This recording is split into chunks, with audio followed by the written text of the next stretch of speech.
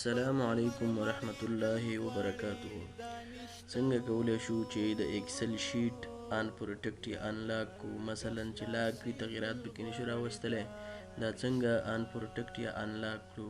د دې لپاره لکه دا ګورو، دا چک کوو، دا فایل ایکسل دا ګورو. مثلا که موږ غواړو دغې ځای کې تغیرات راولو، راته وایي از پروټیکټډ شیټ، نو موږ دې کې تغیرات نشو راوستلی. د دې لپاره به څه کوو، څه آیډیا باید په نظر کې ونیسو چې دې کې تغیرات راوستلی شو. مثلا دغه فارموله په دې شیانو کې، د دې لپاره به دا کلوز کو. آیډیا دا ده، دا چې کله کلوز که دلته به راشو رینیم ته، دا به رینیم کو.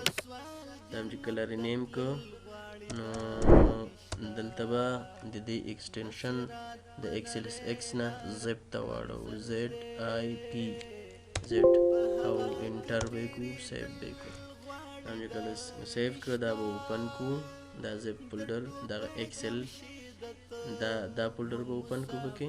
دا چې کله اوپن که دلته به ورک شیټ په نوم باندې یو فولډر پیدا کو، دا ورک شیټ فولډر به اوپن کو. دا چې کله اوپن که دغه هغلته لومړی شیټ و، نو دلته دا لومړی شیټ راخلو، کاپي راخلو، دلته یې اچوو. دا چې کله واچوو نو دې سره به دا څنګه کو، دا به اوپن کو د څه شي سره، اوپن ویت ورډ پیډ سره به اوپن کو.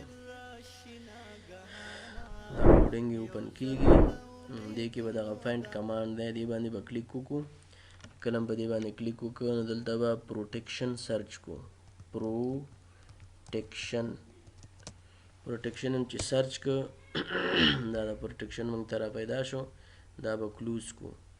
دلته به راشو، دا پروټیکشن به تر کوم ځای پورې موږ پاکوو، تر پرایویټ ټیبلز پورې، پرایویټ ټیبلز یا سناریو پورې.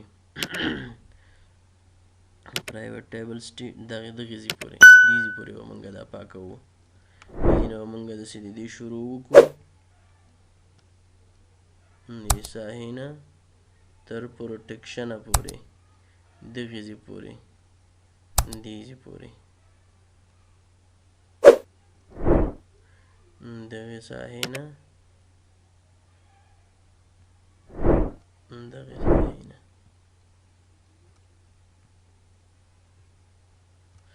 دې پروټیکشن نه به داسې کلیک وکړو.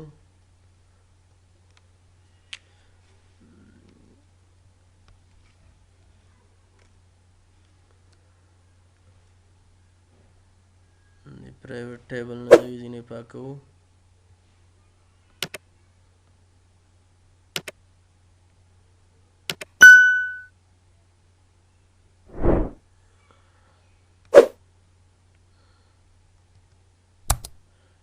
دې ساحې نه داسې پاکوو، داسې به کلیر کړو. دې ځای نه به داسې پاک کړو، تر هماغه پروټیکشن پورې به دا ټول داسې کلیر کړو. دا به کلیر کړو تر دې ساحې پورې.